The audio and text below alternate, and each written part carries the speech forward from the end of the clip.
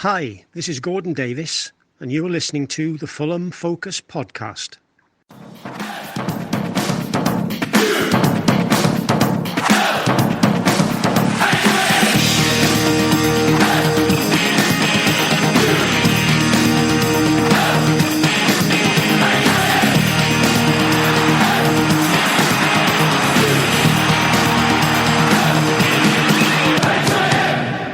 Fulham.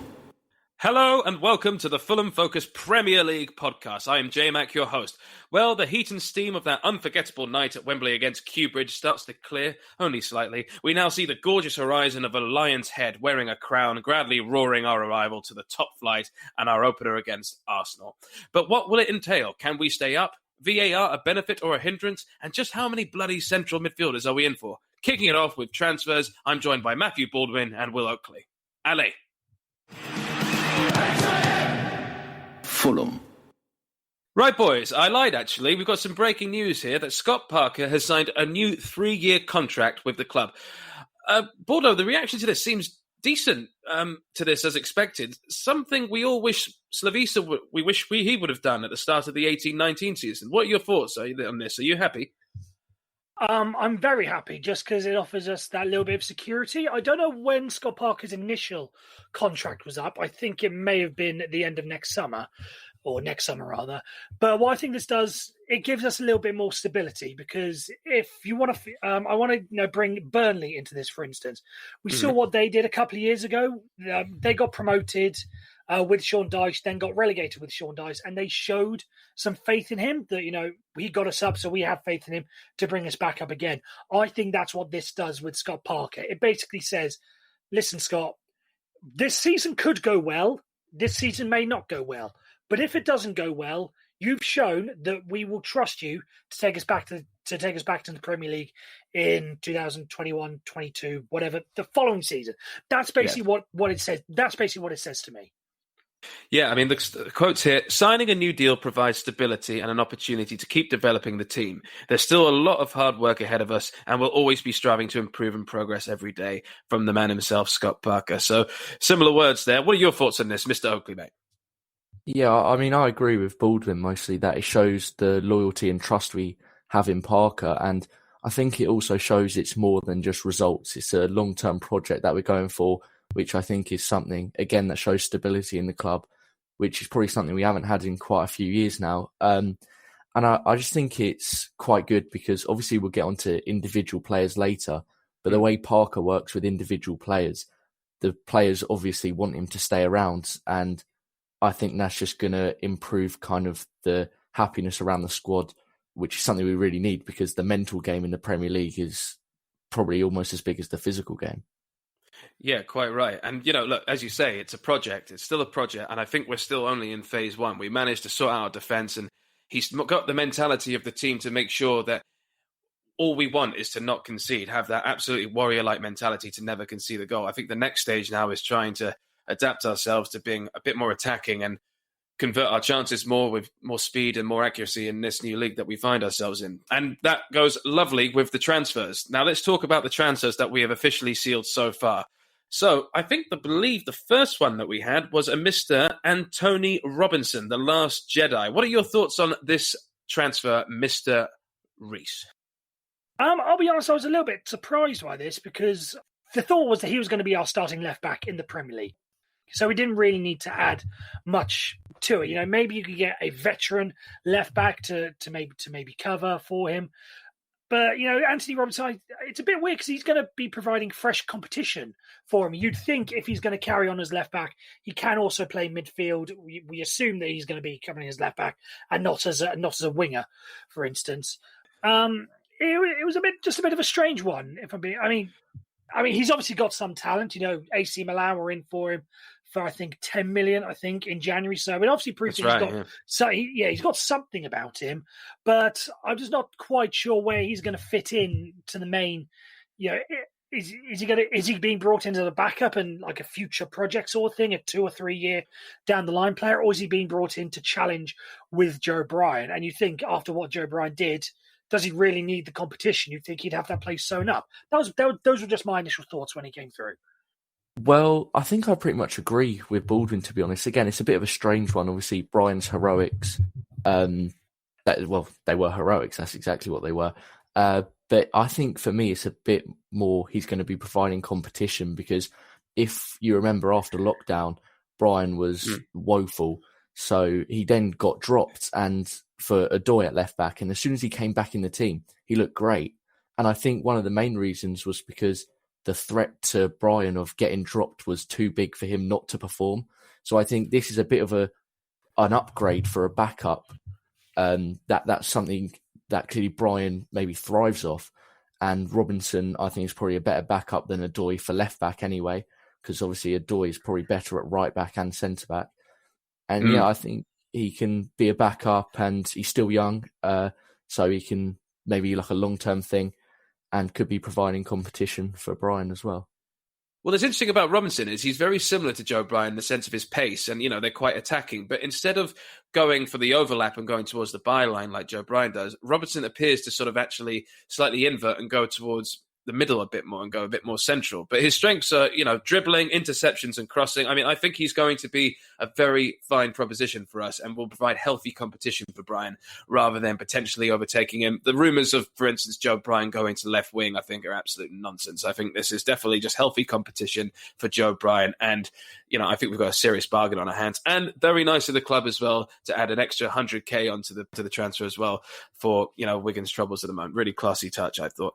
Hold on. I just want to say something about that 100K. If we're just throwing money around just for the sake of it, then where does this money come from? Are we as the fans going to be seeing any benefit of this? If we're just throwing money around, can we get decent hand washers in the Hammersmith End toilet, for instance, or can we, or as the Riverside stand has got an extra budget so we can get decent Wi-Fi in it and all? If we're throwing money around, let's the fans see some money as well. I just want to add that quickly. Well, he might start adding some grated cheese on those cottage pies they do. Lovely pies. Exactly, they are, just indeed. like that. Little extra thing. And, yeah. Right. Let's move on to our next official signing. Now, this was done pretty much, I think, about 20 minutes or something before the one that we all wanted to hear. But this guy is called Mario Lemina from Juventus, then Southampton, then to Galatasaray on loan. What are your thoughts on this one, Will Oakley? I'm quite excited by this guy. Yeah, I'm quite excited by him as well. I think, for me, he reminds me a bit of Josh Onoma. I think he's a bit box-to-box, and he seems to be able to play in the cam, centre mid, or CDM role, which is probably quite good as a versatile midfielder. I've seen a lot of Southampton fans say that Lemina does have a bad attitude, but on his day, he can be a great player. And hopefully that's something Parker could work with because, like I mentioned before, the player management that Parker gets involved in, it could really help us get the best out of Lemina. And I think that could help because at the end of the loan, he does have a buyback clause. So hopefully he could be a bit of a long-term signing for us. Yeah, I see this signing very similar to, this for me, we'll talk about Anguissa later on, but this signing says to me that Anguissa is on the move. Potentially. He's got that very physical presence, Lemina. He's quite tall, athletic looking, very well built, but he is incredibly skillful with his feet. There's some moments of absolute magic of him on some YouTube highlights, which I recommend having a look at. But his role as a sort of CDM seems to be a lot more prominent in his recent loan spell that he had at Galatasaray. And what I think is that him and Harrison Reed may be used as a double pivot, sort of intermittent, taking it in turns to be the anchor, cover the back four, but also make forward runs of each other. Reese, what are your thoughts on Lemina, mate? I think it's a very good signing. I think one of the things we're going to be, needing to rely on a lot more is basically our defensive work. Because let's face it, last time we were in the Premier League, our defense was not that good, and most of the back four, most of the defensive line, it's still Joe Bryan at left back who was in the Premier League. It's still, as things stand, Cyrus Christie or Dennis Adoy, our Premier League right backs. And as things stand, still Tim Ream at left centre-back. The only real change has been Michael Hector. And as good as Michael Hector is, when you're playing against, De Bruyne, Aubameyang, to an extent Pogba, Rashford, Salah, all that lot on a weekly basis, they're going to get found out.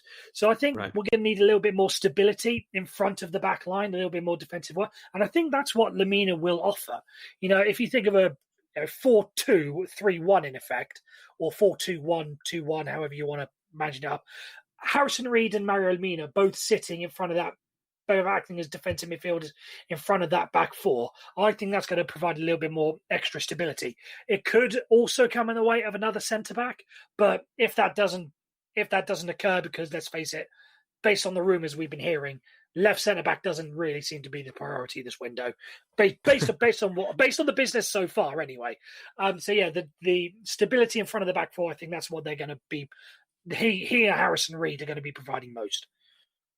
Yeah, and you can see with Mario Lemina as well, he's got a pass accuracy rate of 92%, so you can see why we're in for him. His strengths from WhoScored.com are passing, interceptions, tackling, and dribbling. I think he's going to make a fine signing and the depth we need, especially if Harry Arter, Johansson, McDonald are out. This is definitely a good move, and we could have an actual steal if we can just get that alleged attitude problem just out of the way ever so slightly. Now, our final official signing, which happened about 15 minutes later, another central midfielder. How annoying. And yet, it's the one we all wanted, extremely well announced by the club, saying announce Reed in capital letters, small letters, capital letters, small letters.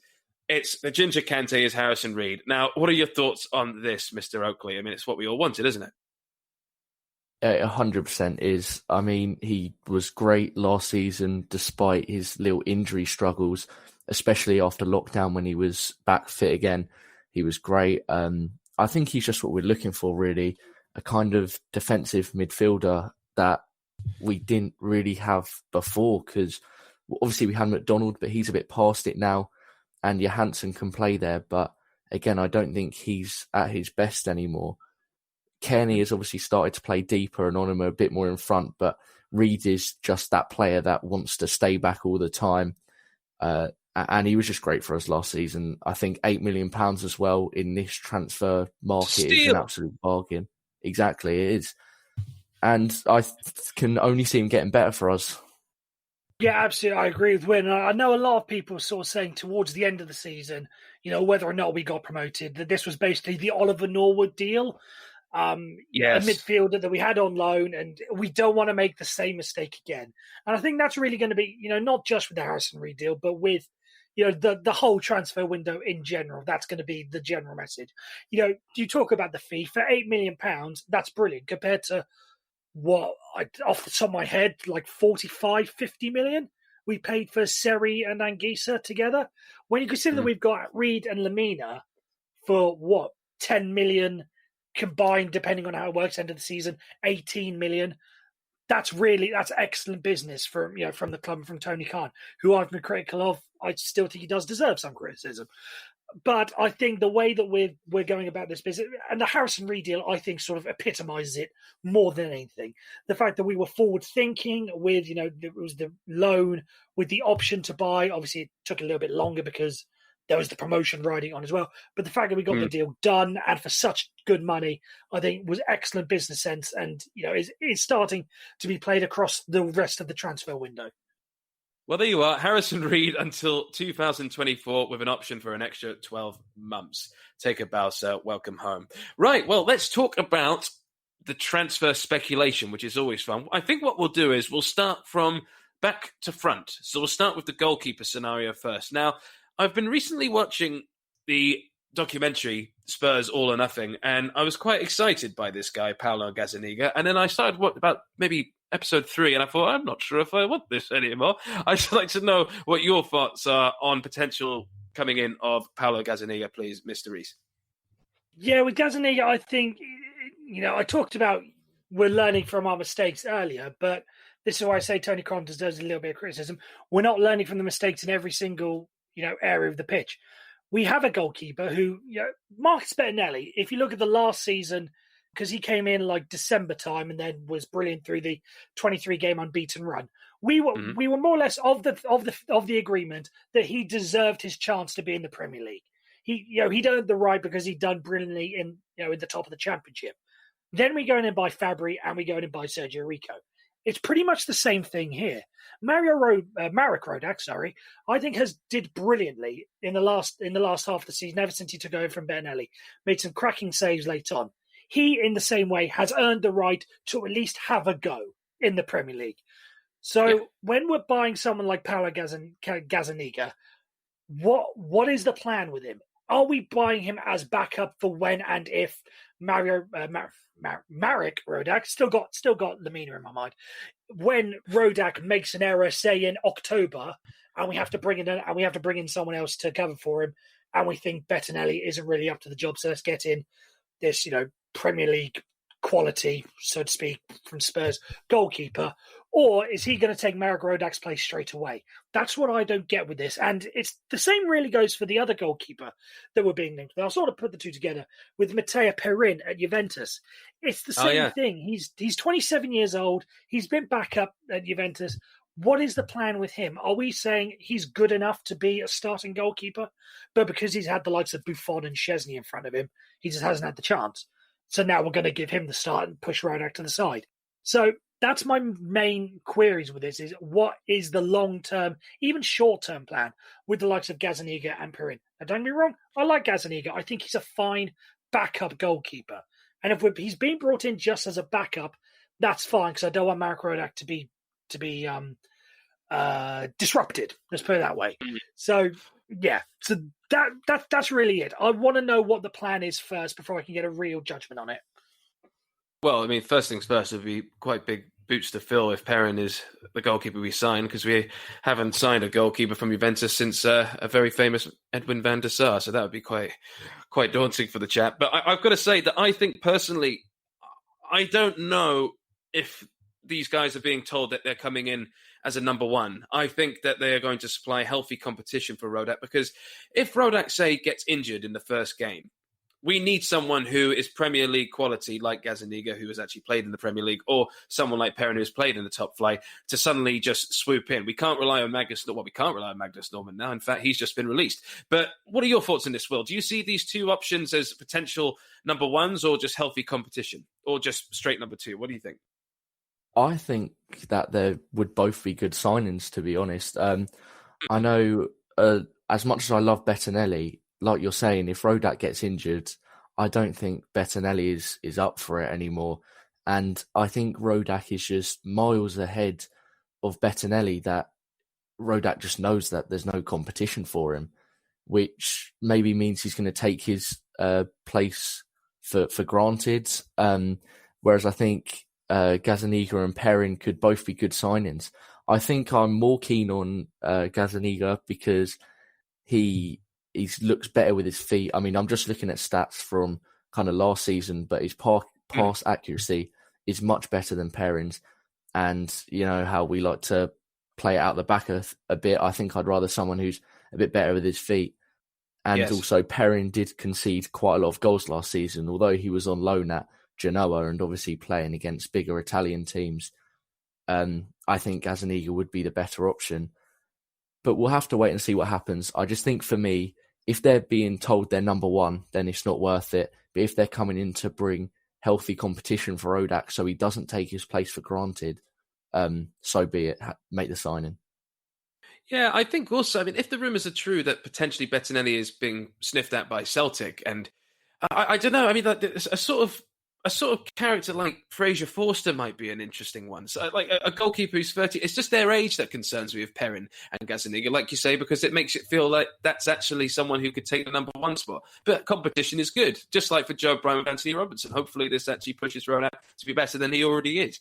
But let's move on to the first line of the back four then. Let's talk about defenders. Now, we'll get onto the left centre-back thing at the moment because we're literally crying out for that, like we're crying for a new kit to be announced at the moment.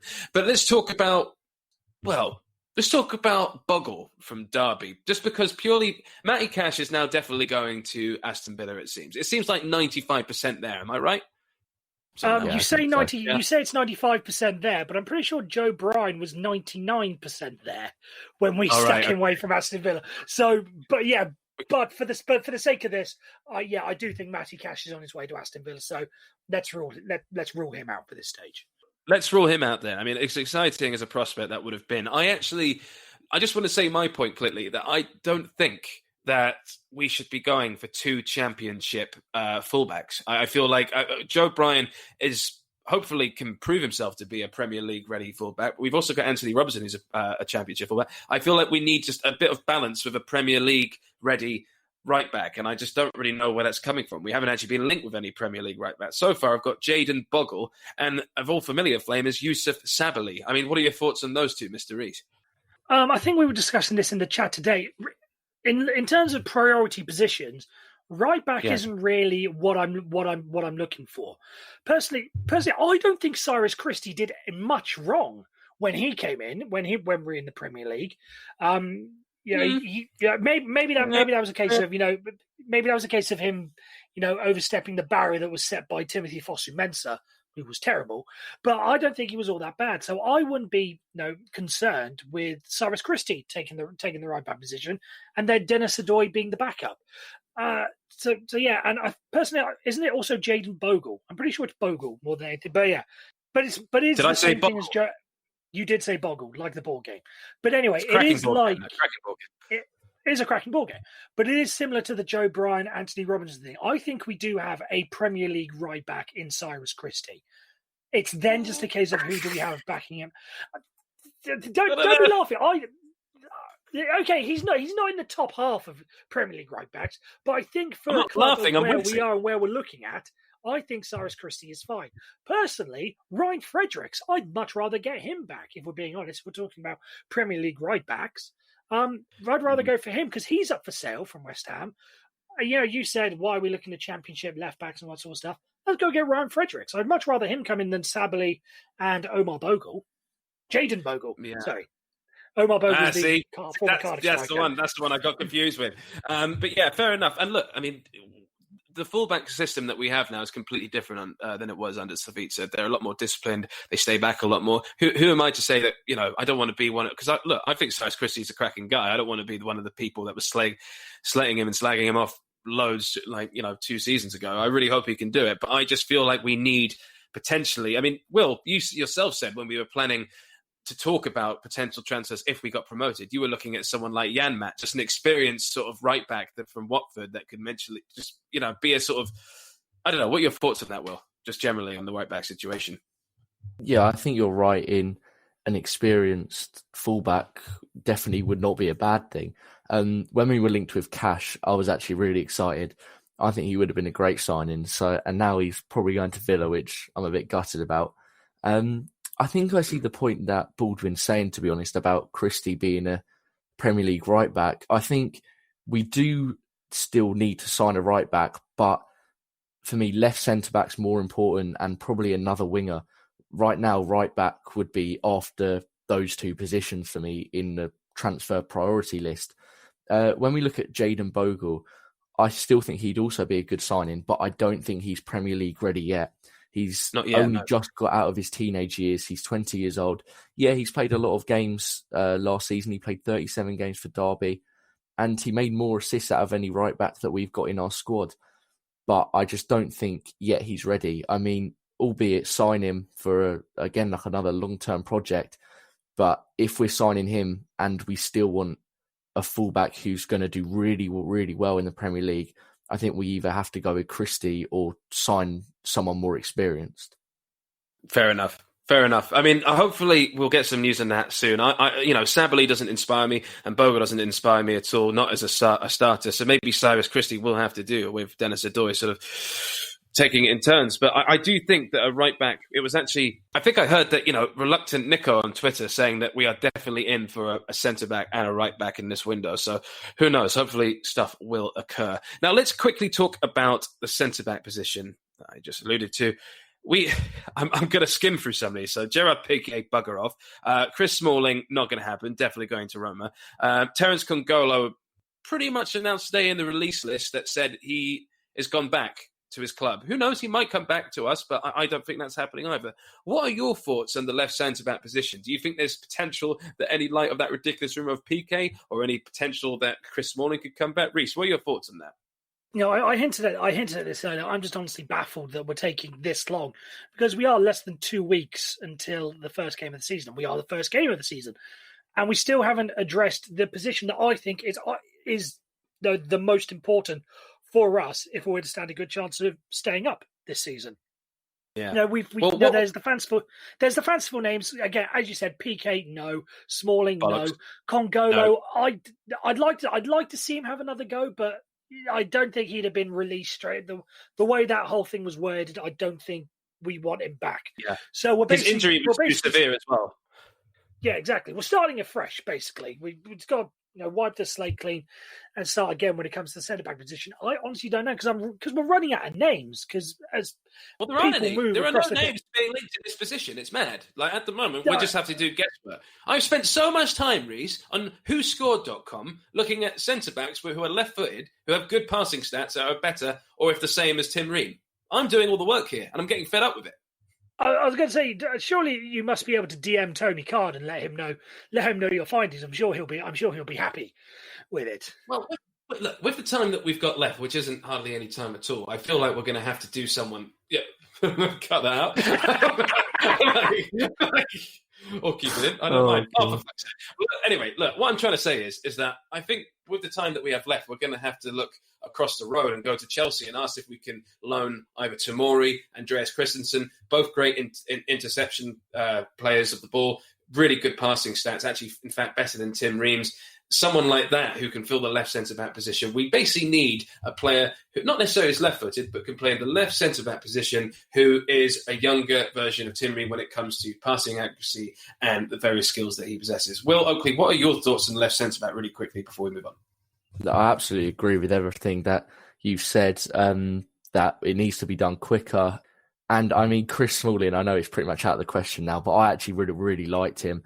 I know you guys weren't too sure because he hasn't really played left centre-back before, but I think he actually would have been quite good to have back. But that's probably not happening now. PK, just no point talking about it really, is it? It was never really going to happen. A bit of fun. But yeah, like you say, we haven't been linked with anyone, and 2 weeks until it starts, it's getting a bit of a close call at the moment. Well, let's go on to...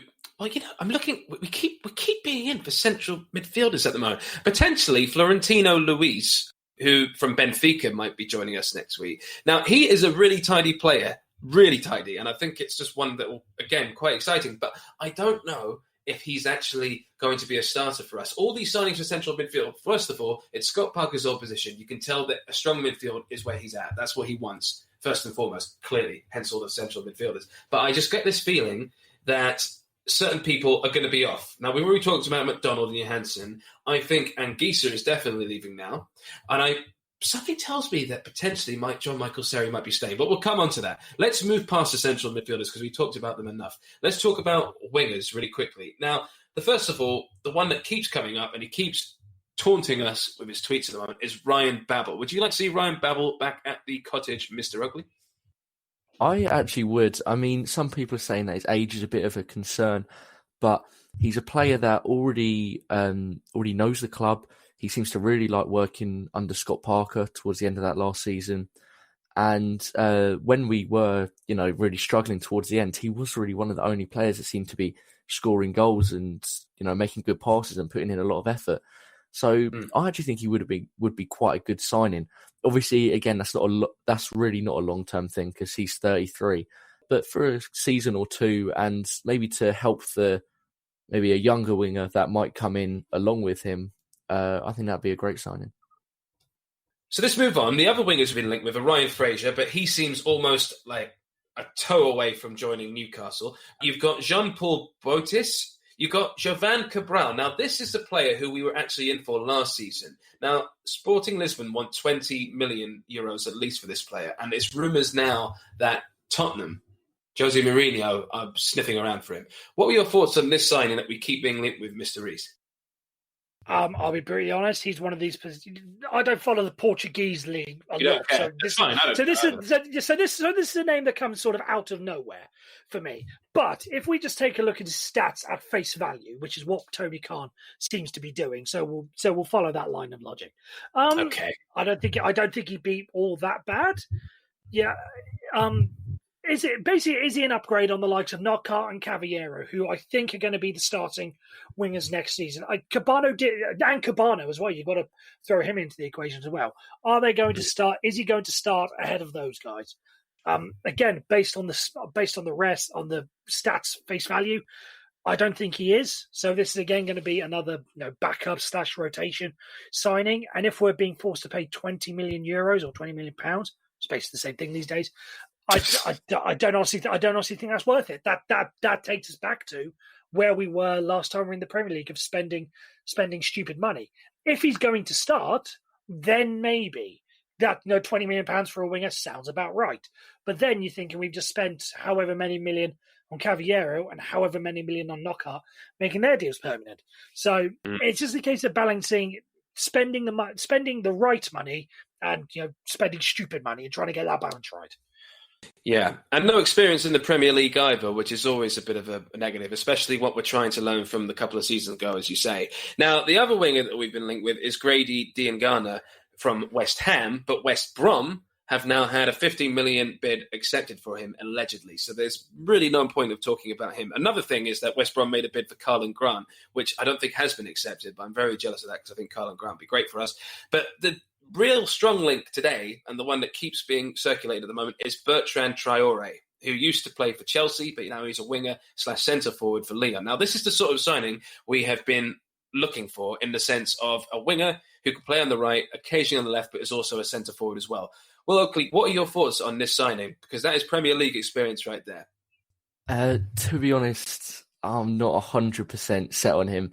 He played 23 games and scored 1 goal in Ligue 1. It's not great stats, and he, like you say, he can play winger and centre forward, which if he can play both, that kind of makes the stats even worse. For me, I'd actually prefer Cabral because I just think he's better overall. I think he has a bit more potential than him. I think Traore's already failed at Chelsea. There's obviously something that Chelsea didn't see in him. And they're usually quite good with their youth players. So maybe I wouldn't say no to the signing, but I think Cabral would be a bit better than him. Although I do think that Traore and Cabral are kind of the players that could learn off Babel if we do bring Babel in. Babel's 11 years older than both of them, and he's got Premier League experience. So that is something he could teach them both. I don't think it would be a bad signing, but I think there's better options out there. I personally go the other way. Well, I think he'd be. I quite like the idea of signing Traore because I think he'd be. You mentioned winger / centre forward. I think he could be the replacement for the upgrade of Abubakar Kamara.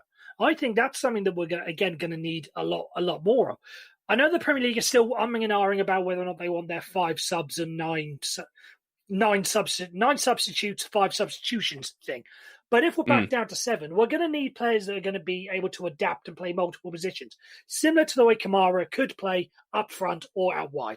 And I think Bertrand Traore is an upgrade on Abubakar Kamara.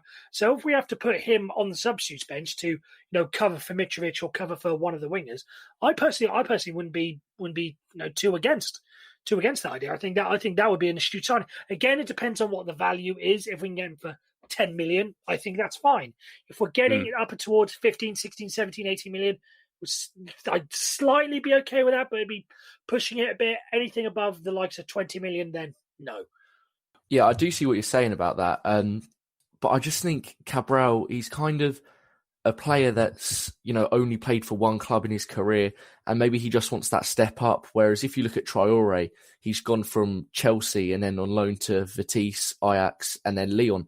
So his career's, Lyon, they're a great club, but they are a bit of a downgrade from a Premier League side like Chelsea. Whereas Cabral, maybe he wants to push for that step up. And I feel like if he joins Fulham, he's going to feel like that kind of privileged player that, wants to try his hardest to get into the starting 11. Something that Anthony Robinson said was where, you want to fight for your place. I feel like that's something that Cabral would want to do, maybe more than Traore, and Traore would maybe think he's a bit better than the club because he's played for Chelsea before. I mean, I don't really know much about either of their attitudes, but on paper, I just think Cabral looks a bit more like that player who would want to fight for the club. Feels like finders keepers a bit with Cabral as well, because we were in for him just in the Championship before all these other clubs came sniffing around, so I feel like it would be really nice to get Cabral. But Bertrand Traore, I mean, hearing from a couple of fans, Lyon fans, are saying he's been incredibly frustrating for them this past season. And by the sound of things, he is very similar to Anthony Knockaert. A lot of showboating, not fast enough, not getting into the final third quick enough, and just not making that killer pass when needed to. And that sounds worrying. But, I mean, another person described it that it is like Anthony Knockaert with AK-47's pace. So who knows? Maybe that's actually what they want. I'm not sure. It could be a perfect marriage of those two put together. But let's see. Let's go on to centre forwards now. Now, the ones we've been linked with, the strongly linked ones, you've got Ollie Watkins, you've got Ryan Brewster, not so strong, and you've got Callum Wilson. Now, Callum Wilson, I think, is on his way to Villa potentially as well. I'm not too sure. But look, out of these... Oh, we've also got Macaulay Bonne from Charlton, but I think that seems like a fart in the wind. I don't think that's actually going to happen. So what are your thoughts on those four options, Mr. Rees? Which one stands out to you, if any? Of the four of them, I'd quite like Ollie Watkins just because it would piss off. What did you call them? Q Bridge earlier. I did quite like that. Hounslow FC, or whatever. Yeah, whatever you want to call them. I think it would tick them off quite a bit. So I'd quite like. But on a serious note, I do quite like Ryan Brewster. You know, when me, you, and Danny were doing the Championship Restart podcast, and we were talking about teams that could sort of make a late charge. I did mention Swansea because I think Ryan Brewster is a fine player. So I quite like him. But again, it comes back to what we're saying about what role that he would play as a 20-year-old. Jurgen Klopp, if we were to get him on loan, for instance, Jurgen Klopp would want him to play. And Alexander Mitrovic is not giving up that spot. So any centre forward that we bring in would have to be, again, a backup player. I'm just going to interrupt you there really quickly. I'm going to interrupt you there. Do you not think there's an argument? Because we beat Brentford without Mitrovic. We beat quite a few key games and key opposition teams without Mitrovic. And I'm not saying we're better without Mitrovic. I'm not that deluded. But I'm simply saying there are going to be games where we are going to need a different type of striker to win them, potentially. Don't you think? Right, absolutely. And you've changed my mind there, Jmac. Now you've offered me up to a new way of thinking. That's an excellent point. But again, it does come back to how many games would that backup forward, centre forward, play if we need to change things around. A young player on loan, I'm sure Jurgen Klopp would want Ryan Brewster to play as many games as possible. How many would he get backing up Mitrovic? 10 starts, maybe. That's being very generous. And then maybe 15 substitute appearances. Maybe if we want to chase a goal and we got to bring Harrison Reed off to throw another forward on, that sort of thing. I don't get me wrong. I would like him, but I want it to be on the right terms. What a term you can't say we're not here to develop other clubs' youngsters. I want any loan deal of any youngster to be it needs to be the right move. And I don't think Ryan Brewster would be the right move. Don't get me wrong. I like him. I want him, but I just don't think he would really suit. I'd much rather us go for, again, that veteran centre forward. I can't think of who's lying around these days. Is Jermaine Defoe still going? Everyone seems to think he can still do it in the Premier League. Let's bring him back. Or Berbatov, something along those lines. Exaggerating a bit, but those kind of players, those veteran centre forwards that are okay with being a backup to Alexander Mitrovic. Now, we talked about Ryan Babel earlier. I think that'd be a fine role for him. We mentioned Bertrand Traore earlier. I think that'd be a fine role for him. It's just about getting that balance right. Will, what are your thoughts on which signing you like the sound of, and if any alternatives you can think of, mate? For me, it's Ollie Watkins that stands out. If you look at his stats, the shot per games are less than Mitrovic, and I think in the Premier League you've got to get used to probably having less shots than you do in the Championship because the defences and the midfields are stronger. He also created more chances than Mitrovic, Kamara and Bobby Reid. So I think that's something also that we need, maybe a bit of creativity in the front three, because Mitrovic is obviously a great finisher, but he's not one that tends to run around and try to win the ball and, play great passes. But as Watkins has played out on the wing before, he can do that. And you raised a point earlier about maybe needing a different striker to win games. I think Watkins can do just that. He got one less goal than Mitrovic in the league, which obviously is kind of great. But he also scored an insane amount of goals in a decent league, the Championship. He's still young. He's only 24. And I think he's that different striker that we need because he's also a great finisher as well as the pace and dribbling he's got. It seems to me that he might be going to Villa as well. At the moment, it says Callum Wilson might go to Villa. They say Watkins might go to Villa. They say Matt Cash might go to Villa. Villa are just generally pissing me off all over again at the moment. It's really annoying. All right, but let's just talk about players that are returning really quickly. That's the transfer speculation done. So we have a release list today of all the players that have left. And what was really interesting, actually, oddly enough, was that I didn't know that we offered contracts to Luca De La Torre and to Matt O'Reilly. I thought they just left off in a huff. So anyway, we had the release list. We know that Harry Arter's gone back. We know that Congolo's gone back. But the players returning, so we've got Fabry, Seri, and Anguissa. And what I want to ask you both really quickly, it seems that from today, it was announced by Galatasaray that their interest in Jean-Michel Seri has now dropped. Do you see that Jean-Michel Seri could actually return to the Fulham squad and that Anguissa is going the other way? If one of the two were staying, which one do you think would? And I'll go to you, Mr. Rees. I think of the two, this is me. I'd much rather Anguissa. Just go think what he can offer and what we're going to need in the Premier League. I think he offers that more than the flash and flair of Jean-Michel Seri. So I think, to be brutally honest, though, what I was saying earlier, if you look at the central midfielders we have, Reed, Lamina, Onomah, Kearney, are really the main four. You can make the argument that Anguissa should be the fifth. I know I'm missing a player there somewhere.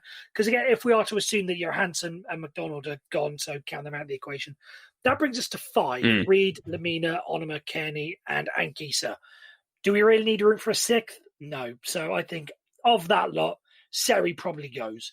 Again, I also wouldn't be surprised if Anguissa goes, but I think we then need another midfielder / defensive midfielder to fill that fifth spot.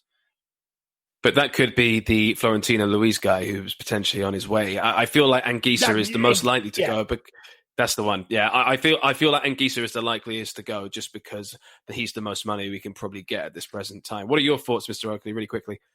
I'd love Anguissa to stay. I think towards the end of the Premier League season, he did start to look quite good, although obviously that wasn't really when it mattered. But he did start to look good, and I think he'd fit in quite well. I've seen news articles where he said he liked working under Scott Parker, and I think with him, Reed and Onomah as the midfield and Kearney and Lamina rotating would be great. But like you say, if we get that Luis guy, it looks like Anguissa's probably going to go. And Seri is just not for me. I don't think he's as good as we thought he was going to be when we signed him, obviously. But I also think he was kind of like that player I was mentioning earlier, the player who thinks he's a bit too big for the club. And I think that was kind of like Seri. He stopped trying when there was nothing going for him, although he could have probably helped the club out a bit. And I just think Anguissa probably plays for the shirt a bit more than the name on the back. Fair enough. Well, let's quickly talk about the other player departure, potentially. Jmac and Stefjo. Stefjo potentially going to Galatasaray. Jmac potentially on a loan to some other club. I pray to God that he comes back as in a player-coach role of some capacity next season. And you've also got Stephen Session to Bristol City, but announced today potentially Alfie Mawson off to Bristol City as well. Now, with Stephen Session off to Bristol City, that makes me think that we are definitely going to hopefully get another right back eventually sometime soon. So there you have it. So that's it. That is basically all the gossip on players coming in and players going out. What we're going to do now is have a little bit of HAM music, and then straight after that, we're going to be talking about our season prediction and our opening 4 games. Fulham. Right, so first game, Arsenal, 12:30, the 12th of September. Arsenal, first game, Leeds, then away, and then Villa at home and Wolves away. What are your thoughts on these opening 4 matches, Mr. Rees? It's not actually, Arsenal was a scary one, but I feel like this is the fixtures aren't that bad as they were 2 seasons ago. No, they don't seem quite as daunting in that sense. Arsenal, I do think, is arguably, well, potentially the worst fixture we could have got, because they seem to have hit a bit of form because they had a bit of a run towards the end of the season. They won the FA Cup semi-final, final. Now they've just gone and beaten Liverpool in the Charity Shield. But whether or not the whole, whatever the week on, week off, if that affects the momentum, we don't know. It could potentially be brilliant or it could be bad because we don't know how momentum's going to play with that. But then going into it, I said this once the fixtures were released. Basically, once we get Arsenal out of the way, we have got the best start of any of the promoted sides. So we really need to really build the foundation of our season off those first, not just 3 or 4 games. Really, I think it's the first couple of months until we get a really challenging, tough time of, teams that finished in the top 6 or 7 last season. So if we are going to have a chance to stay up, then maximum points is going to be a necessity. You think there's going to be a lot of, emotion when we go and play Leeds because it's their first home game back in the Premier League. That the emotion of it was probably going to be taken away because there would have been pomp and ceremony, Ellen Rowe back in the Premier League, yada yada yada. Now there can't be any fans, so stuff that theory. Then the rest of them, you'd hope. You'd hope that we get some decent points out there. It's an easy start, and if we can't pick up easy points out of that, then I think the doom and gloom is going to start to kick in because I don't see where we're going to get a good run of fixtures to pick up points again later on in the season. Arsenal, Leeds, Villa, Wolves, 3, 6, 9, 12. 12 points available from the opening 4 games there, Master Will. What do you think is a realistic points return from those games? I think 7 or 6 or 7 is probably good for me. I think Villa, I'm quite confident against. Obviously, I don't want to say anything that jinxes it, but I think Wolves. Touch wood. But I think Wolves is also one of them teams that we could do okay against. I'd say I'm actually more confident to play Wolves than Leeds. Obviously, we haven't played Wolves since last season. We were in the Prem. But I don't know why. I feel like Wolves is just one of them teams that we can do well against. Whereas Leeds, because we've played them recently and they obviously beat us just after lockdown, they're probably going in quite confident. Whereas Wolves might not know what to expect from us. And Mitrovic always seems to do, bully their defenders quite well. So I think Wolves and Villa, there's definitely wins or draws out of them and hopefully a win or a draw out of Arsenal or Leeds. I think a draw out of Arsenal would be great and that would really get our confidence up, to be honest. I mean, look, last season, you needed 35 points to survive the Premier League. What do you think the points might be like this year, Reece? Obviously, we can't actually guarantee it. These are just predictions. But with COVID, the pandemic, all taken into account, the lack of time, even though the transfer is going on to October, do you think the season could actually be a success for us? Do you think 17th is possible with our squad and with Scott Parker's style of play? Yeah, I think 17th is possible. If you look at the maths of it, I think this is something that every relegation promotion side rather builds their season around. 10 wins at home. That's all we need to do. Because if you look at the Premier League, the top 7, 8, are off in their own stratosphere. So you don't really think you're going to pick up points against them. If you do, it's a bonus. So really, all you need is wins at home against those teams in the bottom half of the table. So your West Broms, your Leeds, your Newcastles, West Hams, Villas, Burnley is still here, Southampton. Those teams. If you can get 10 home wins out of those lot, that gives you 30 points. That's really what you got to start. What you got to start aiming for. I think at home, I think Scott Parker's style, could benefit us against the top 6 teams. As I said, just write them off. But against the likes of the teams that I mentioned earlier, Newcastle, Southampton, Burnley, Everton, so on. I think we can do well against them. And I think those 10 home wins are very much achievable. We know what we're like in the Premier League away from home. When was the last time we ever had a decent season away from, I think, 2009? But even then, I don't think it was that good. I can't remember it being that good off the top of my head. So, yeah, we know that our away form isn't going to count for much, so we need to build off on what we play on at home. And I think Scott Parker's style can do that.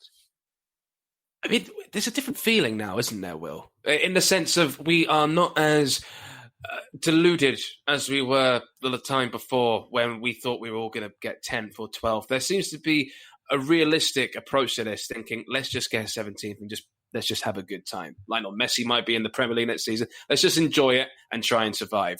Maybe, do you think that sort of communal feeling within the fan base might actually help us to not literally get ahead of ourselves and just be grounded, especially with Scott Parker, who's a very pragmatic, conservative style of manager? Yeah, I think you're right. I think Parker's style could eventually get us to pick up a couple of points against, the bigger teams, hopefully anyway, and maybe not get some wins against the lower teams.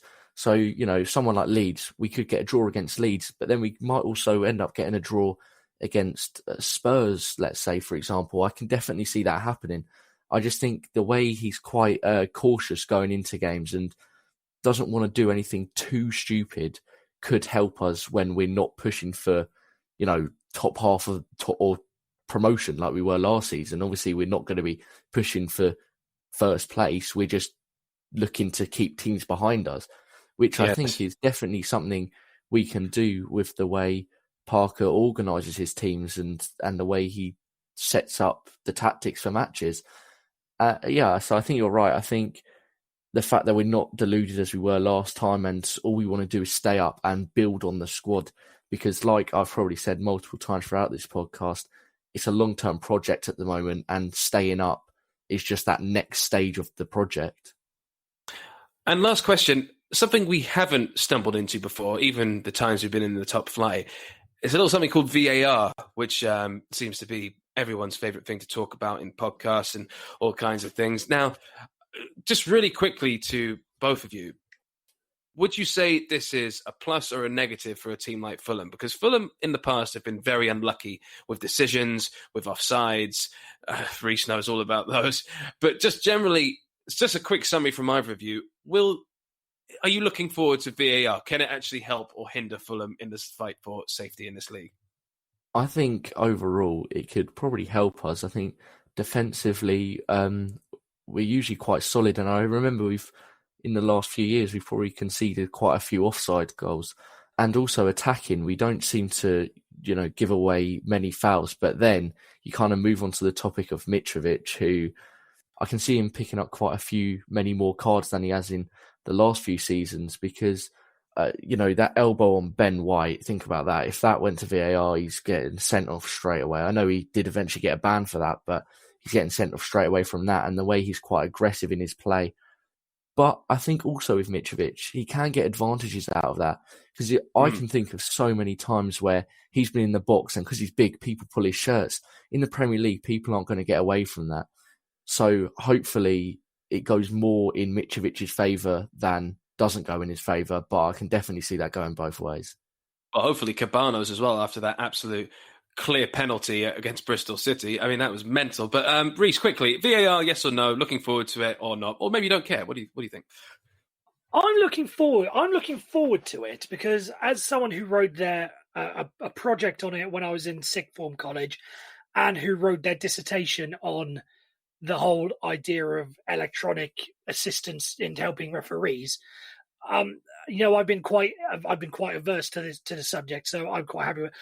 I did say, when I was doing that research, the VAR was the way to go forward. So you won't hear me saying a bad word against VAR. I think it's brilliant. It means the game is officiated fairly. Yes, there are some mistakes, but there are some mistakes. It's a better game.